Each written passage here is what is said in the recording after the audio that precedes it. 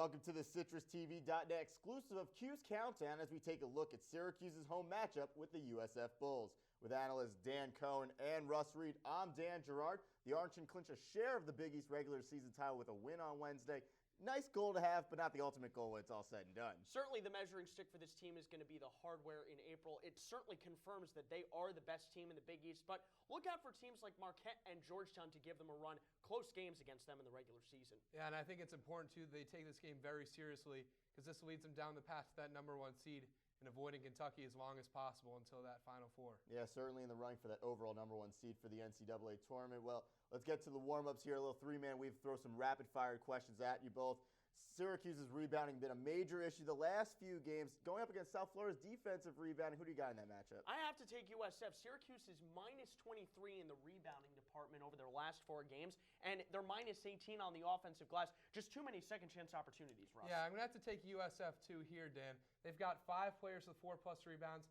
Syracuse only has 3. I mean, South Florida is #1 in the Big East in defensive rebounding. It's simple as that. On the flip side, South Florida's offense 310th in the country. That's right out of 344 teams in Division I. Going up against Syracuse's 2-3 zone, who do you got? Well, that's tough because South Florida, they're second to last in the Big East in assist-to-turnover margin. Syracuse forces the most turnovers in the Big East with almost 15.5. So you kind of definitely have to lead towards the Orange defense here. Syracuse's experience is going to help them here. Syracuse, that long zone, it's been talked about all season long. Fab Melo, Bikina, Rakeem Christmas also with Chris Joseph and C.J. Fair filling out the small and power forward positions. Syracuse has thrived on thievery all season long, leading the nation in steals for most of this season. They're going to feast on South Florida in this game. Now, lastly, the battle of the point guard, Scoop Jardine, the senior, Anthony Collins, the freshman. A little bit of a difference there, but who do you got in this matchup? Collins has been very impressive. He had 22 points against Pittsburgh, a career high for him in his freshman year, but you have to take Scoop Jardine. His numbers are down this year, but he's been more efficient, and more importantly, he's 4th in the Big East in assist-to-turnover ratio. Key stat for the point guard. But I think at times he has shown more composure, and certainly in more areas than Scoop Jardine. Anthony Collins hits 86.1% of his free throws. Scoop Jardine is in the 40s this year, and that's just a really interesting statistic as a senior. You think you should be able to hit all those free throws. All right, we'll check back with Dan and Russ, but the warm-ups are all done here. Let's go to the tip-off. Now, the last 3 games have been all about C.J. Fair. The sophomore forward has been a focal point for Syracuse's offense, leading them in scoring against both Louisville and Rutgers. In fact, Fair set a career high with 21 points in that win against the Scarlet Knights Sunday. To head coach Jim Boeheim, this performance does not come as a surprise. Nothing. Same guy. Same player. He's been good all year. All year. He's a real good player. Well, Coach, the numbers don't lie. It may be a small sample, but there is a big difference in CJ's numbers of late. In the last 3 games, his scoring average has been double from what it was all season. He's also developed into one of the more reliable shooters from the free throw line. A perfect 8 for 8 against Rutgers, and Fair explains how he has improved himself at the charity stripe.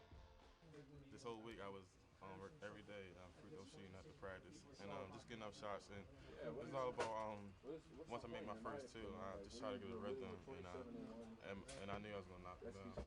Now, Dan and Russ, CJ is talking about the free throw shooting, but he can really speak for his entire game. So what have you seen out of him the last 3 games to show his improvement? His vision on the court is so impressive, Dan. He knows where to be at the right place at the right time, and he's got a nose for the glass. For a team that's been struggling on the rebounding all season long, C.J. Fair is committed to it. He's had no less than 5 rebounds over the last 4 games. His offensive scoring has gone up as well, and he's got a nose for the paint and the rim. He's had a very impressive 4-game stretch. I absolutely agree, Dan. Going into the season, you thought C.J. Fair, what can he improve on, especially on the boards and on the free throws? He worked so hard this offseason. He's improved tremendously. You look at his free throws, improving from 60.9% to 74.1%, going 8 for 8 from the line against Rutgers. His rebounding has shot up tremendously. Even though he's 6'8", 212 pounds, it takes a lot of effort from that guy. He's very scrappy. Now, as we take a look at the opposition here, South Florida comes into this game with 10-4 in conference, the most wins in Big East history for their program. And we're joined on the line right now by Alex Perlman from USF Athletics. Now, Alex, to start, South Florida has once again exceeded all expectations with a 10-4 record in Big East play. What has been the biggest key to this surprising mark? I mean, the defense. You look at this defense, it's capable of holding anybody to under 50 points and sometimes under 45 points. It's a team that plays a team defensive mindset. That's the key. It's not everyone out there for themselves. It's everyone that is going at it hard for each other, and they all are locked in, and they buy into Stan Heath's defensive mentality. But of course, outscoring the opposition is still the objective here. Now, the Bulls feature many different weapons on offense: Augustus Gilchrist, Jawanza Poland, just to name a few. Who's considered the go-to guy for this USF squad? You know, there isn't one, and that's the thing that kind of makes them a special team, is that anybody on any given night can step up. Sometimes it's Poland. Sometimes it's Fitzpatrick stepping up and nailing a big three. In the win over Providence, Sean Noriega comes off of the bench, plays 1 minute, and nails 2 really clutch threes, and he was the hero of that game. So it could be anybody. Now, lastly, on the surface, the Bulls may be hard-pressed to come into the Dome and upset the Orange, but what can South Florida do to give themselves a chance to pull off the shocker? USF has to make sure that they bear down on defense, make sure that they don't let Syracuse make those athletic plays over the back, lobs to C.J. Fair, lobs to Mello for easy points. They have to make sure that they're in the face of the defense, and I certainly think that they will be. It's going to be a lot closer than people anticipate, but I think it's going to be a great game. Alex Perlman from USF Athletics, thanks a lot. Now we'll bring back Dan and Russ to take an inside look at this game as we run the fast break. Now, we bring back Dan and Russ, and rules are simple. I'll pose a topic at you in regards to the matchup. You'll dish it if you don't like it, dunk it, or if you do like it. So, first off, Brandon Trish, really been a struggle for him of late. Has not scored in double figures at all this month. So, dish it or dunk it. Trish will get 25 minutes of action here on Wednesday. I'm going to dunk this one, Dan. For one thing, at the end of games, Brandon Trish is Syracuse's most reliable free throw shooter, shooting 86% from the line, best on the team. And while Dion Waiters has been getting those minutes at the end of games, he can create his own shot. He can drive it to the hoop. He has struggled at the free throw line. He hasn't been able to hit those clutch free throws to put games away against teams like Louisville and Georgetown. He's just not himself anymore, Dan. I'm going to have to dish this one. Brandon Trish over the last 9 games has only shot 34% from the field and 13.3% from beyond the arc. I mean, that's just paltry numbers for him, a 36% three-point shooter on the season. I think if Brandon Trish doesn't get it going early here against the Bulls, it could be a tough day for him. No doubt the junior is going to have to need to get it going here. Next up, Torlin Fitzpatrick, much like Brandon Trish, has not scored in double figures at all this month. The Bulls need a bounce-back game out of him. Do we see that happening? Dish it or dunk it?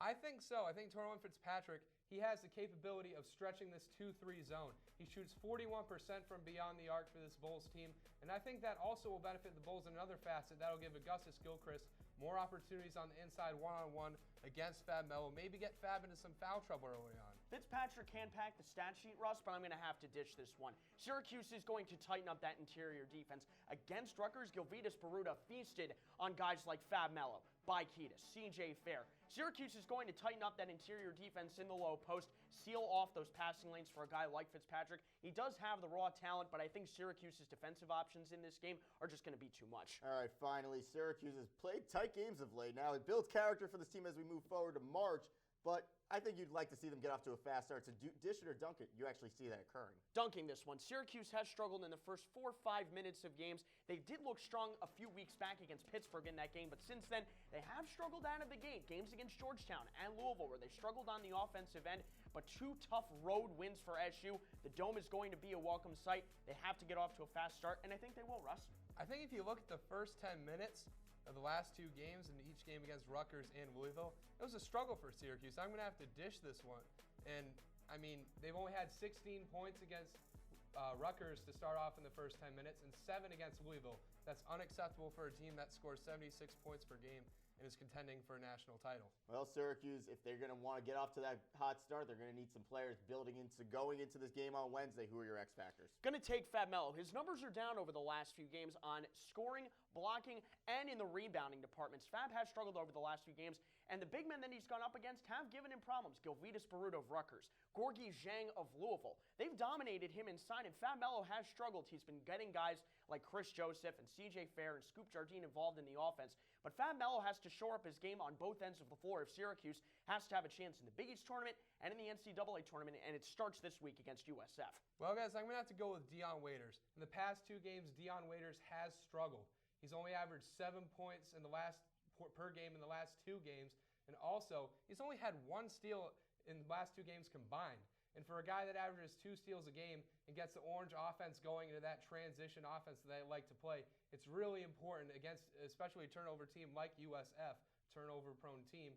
You're going to have to get out in transition, make sure you pick up the pace of play, and get USF out of their comfort zone. Dan and Russ sticking with the sophomores here. Always a good formula for both of you. Now, lastly, predictions.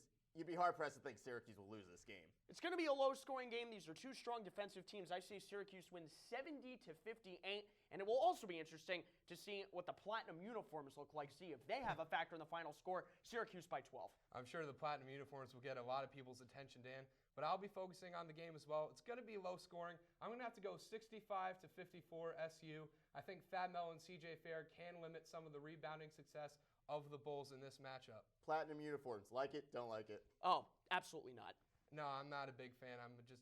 We're all in agreement here. Well, that will about wrap things up here on Cuse Countdown with Dan Cohen and Russ Reed. I'm Dan Gerard. Be sure to follow us on Twitter at Citrus TV Sports, as well as going to our sports blog at citrustv.net/sports. See you next time.